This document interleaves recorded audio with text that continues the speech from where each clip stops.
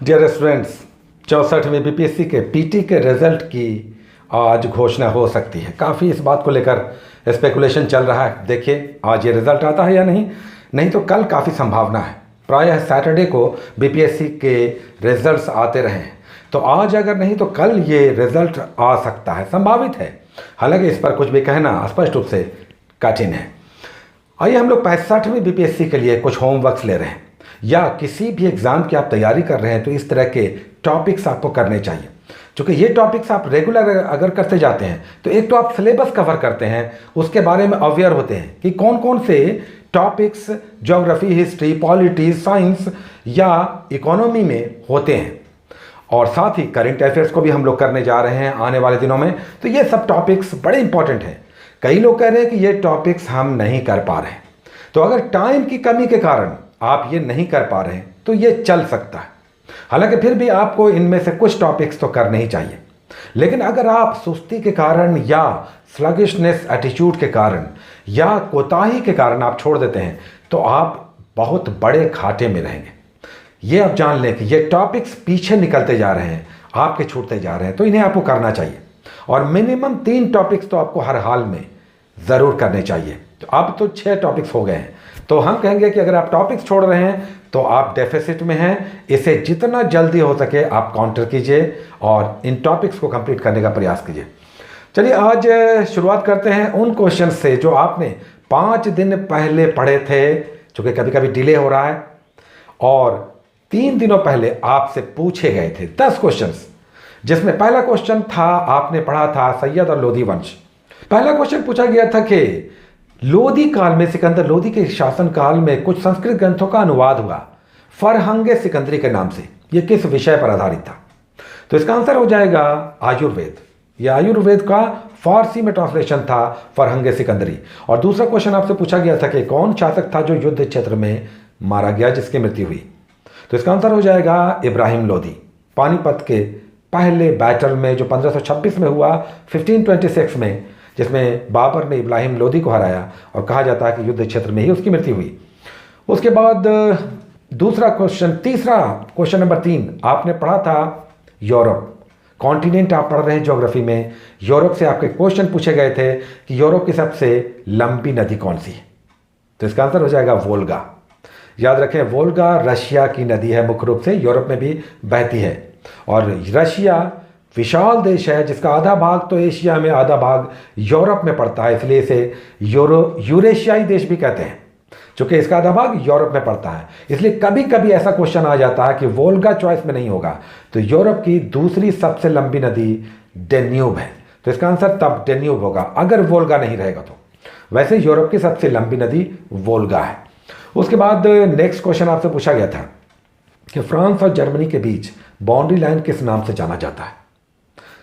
विश्व के 2 बड़े कड़े कट्टर प्रतिस्पर्धी, फ्रांस और जर्मनी के बीच बड़ी लंबी प्रतिस्पर्धा चली, हमेशा युद्ध होता रहा, तो इन दोनों के बीच बाउंड्री बहुत मशहूर हुआ। इसलिए एग्जाम में बहुत सारे देशों की बाउंड्रीज हैं, लेकिन क्यों फ्रांस और जर्मनी का पूछा जाता है? क्योंकि ये दोनों बहुत ही आर्क राइवल, बहुत ज़बरदस्त इनके बीच प्रतिस्पर्धा थी, कई युद्ध इनके बीच हुए। तो इनके बाउंड्री लाइन को हम क्या कहते हैं? तो इसका आंसर हो जाएगा मैग्नॉट रेखा। मैग्नॉट रेखा जर्मनी और फ्रांस के बीच बाउंड्री है, जिसका निर्माण दरअसल फ्रांस ने करवाया था। एक दूसरी रेखा है जिसे सिगफ्रीड रेखा भी कहते हैं।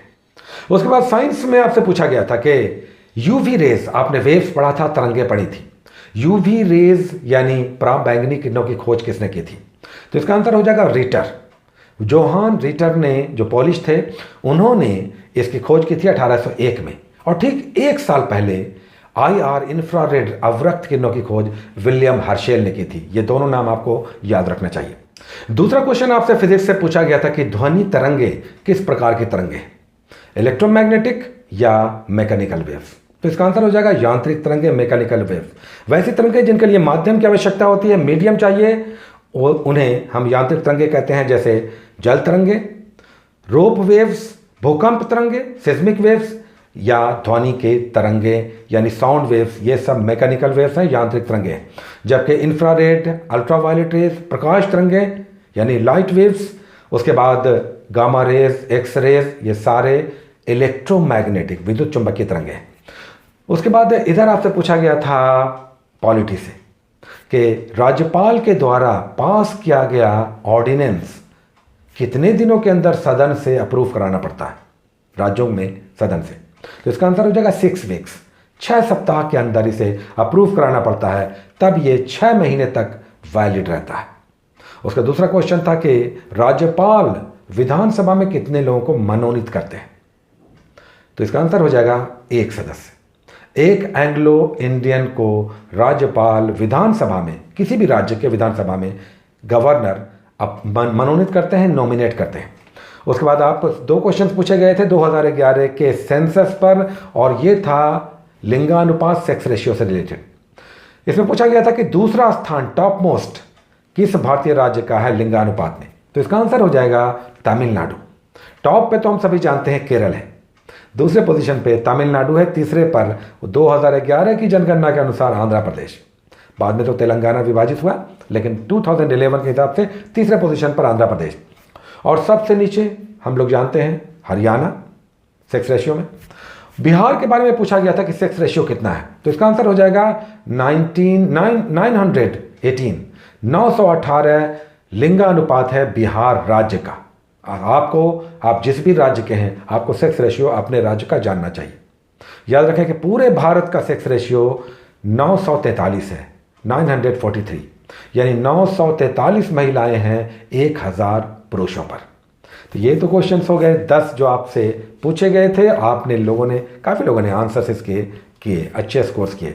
अब आज के वे 10 क्वेश्चंस जो आपने 3 दिनों पहले पढ़े और जिसके आंसर्स आपको आज इंस्टेंट देने हैं। किताब देखकर नहीं, बुक में नहीं सर्च करना है, ना ही नेट सर्च करना है, इंस्टेंट आप दें।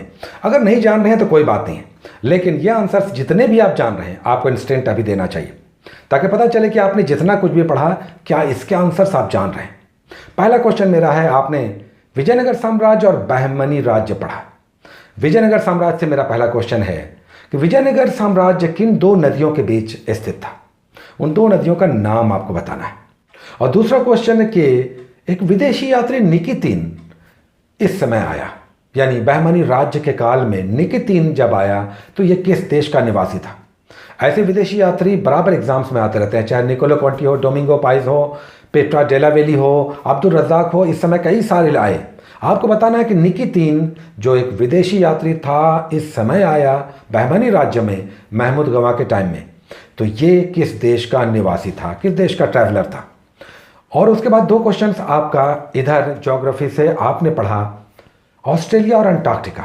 मेरा क्वेश्चन है कि ऑस्ट्रेलिया की सर्वोच्च चोटी, हाईएस्ट पीक किस नाम से जानी जाती है। अंटार्कटिका आपने किया। अंटार्कटिका पर भारत में अध्ययन केंद्र, रिसर्च सेंटर कहाँ स्थित है, यानी राष्ट्रीय अंटार्कटिका अध्ययन केंद्र भारत में कहाँ स्थित है। National centre for Antarctica and ocean research, तो आपको बताना है कि यह कहाँ स्थित है। ज्योग्राफी 2 क्वेश्चन है। साइंस में आपने पढ़ा धातु और अधातु, केमिस्ट्री में मेरा क्वेश्चन 2 क्वेश्चन, केमिकल फार्मूला केवल बताना है। विरंजक चूर्ण यानी ब्लीचिंग पाउडर का केमिकल फार्मूला क्या है। और 5वां के बाद 6ठा क्वेश्चन, इप्सम सॉल्ट क्या है, इसका भी आपको केमिकल फार्मूला बताना है। इप्सम सॉल्ट, जिप्सम हर कोई जानता है, कैल्शियम सल्फेट, इप्सम सॉल्ट आप बताइए कि ये कौन सा लवण है।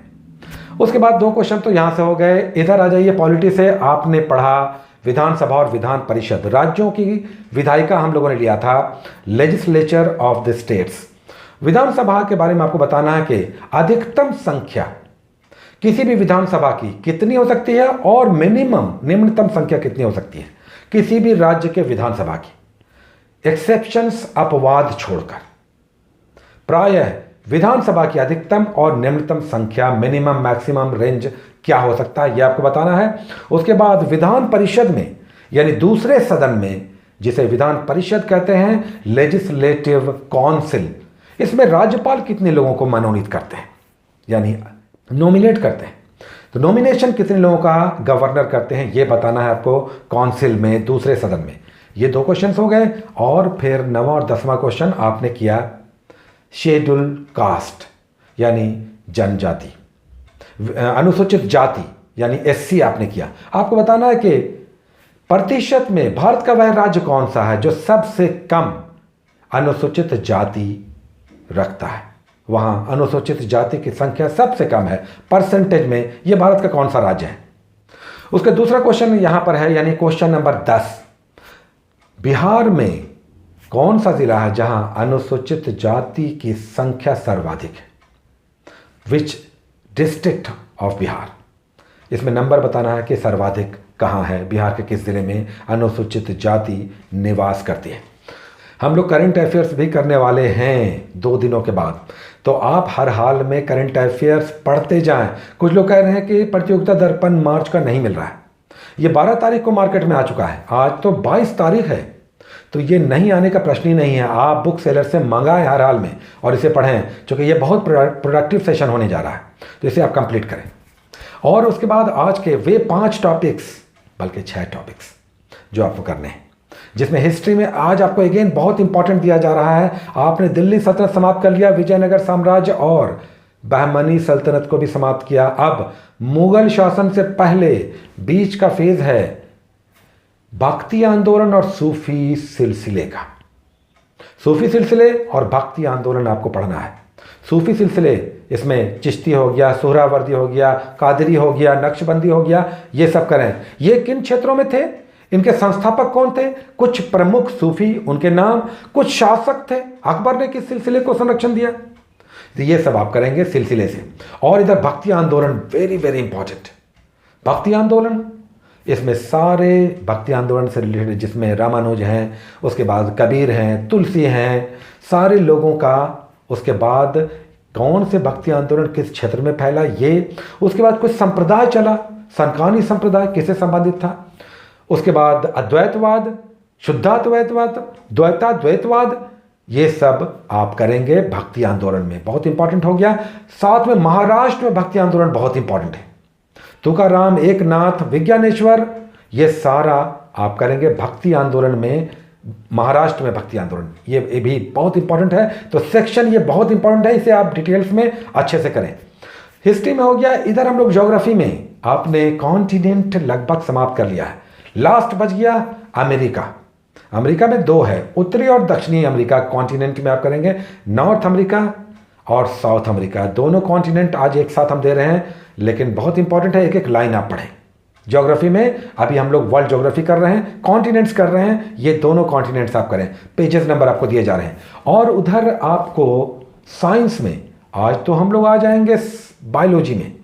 आपने केमिस्ट्री किया, बायोलॉजी का नंबर है, बायोलॉजी में आज हम लोग बॉटनी स्टार्ट कर रहे हैं। आपने सेल किया, सेल डिवीजन किया, अब हम लोग बॉटनी करेंगे, यानी वनस्पति विज्ञान। इसमें करेंगे औकारिकी, यानी मॉर्फोलॉजी।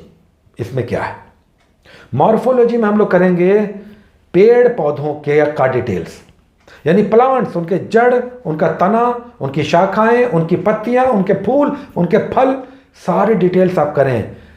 फूल से फल कैसे बनता है, ये भी बहुत इंपॉर्टेंट सेक्शन है, आप एक एक पॉइंट को अच्छे से आप कंप्लीट करें। उसके बाद इधर आ जाते हैं पॉलिटी में। पॉलिटी में हम लोगों ने विधायिका, कार्यपालिका, ये सब कर लिया है। आज करेंगे सेंटर स्टेट रिलेशनशिप, केंद्र राज्य संबंध। इसमें सारा कुछ करें आप, सरकारी आयोग क्या था, उसके बाद इंटर स्टेट काउंसिल क्या है, वित्त आयोग क्या है, नीति आयोग क्या है, ये सारा डिटेल्स हम लोग इसमें करेंगे केंद्र राज्य संबंध में। उसके बाद centre list, state list, concurrent list, ये भी आ जाएगा, ये डिटेल्स आप करें। बहुत इंपॉर्टेंट सेक्शन है, यहाँ पर भी बहुत कुछ इसमें है, बहुत अच्छे से इसे आप कंप्लीट करें। केंद्र राज्य संबंध पर बहुत इंपॉर्टेंट टॉपिक आपको मिल रहा है। उसके बाद इधर जनगणना पर एससी हम लोगों ने किया था, एसटी करेंगे। अब एसटी कर लेंगे, भारत के टॉप 3 स्टेट्स लिस्ट, उसके बाद परसेंटेज में, उसके बाद बिहार में या आप जिस भी राज्य में हैं उस राज्य का एसटी का परसेंटेज में और टोटल पॉपुलेशन में कितना टोटल है, उसके पूरे स्टेट में कितना है, तो ये सब आप करेंगे 2011 की जनगणना। और उधर तो आपको करंट में, दर्पण में मार्च का आपको राष्ट्रीय घटनाक्रम पढ़ना है। 4 पेजेस हैं, 3 से 4 पेजेस, बहुत इंपॉर्टेंट, इसमें भी करंट निकल कर आ रहा है। हमने देख लिया है, इसका डिस्कशन बहुत इंपॉर्टेंट होगा, इसे आप हर हाल में आप मंगा लें। परसों हम लोग इस पर अच्छा डिबेट करेंगे, बहुत इंपॉर्टेंट सेक्शन होगा। Take care.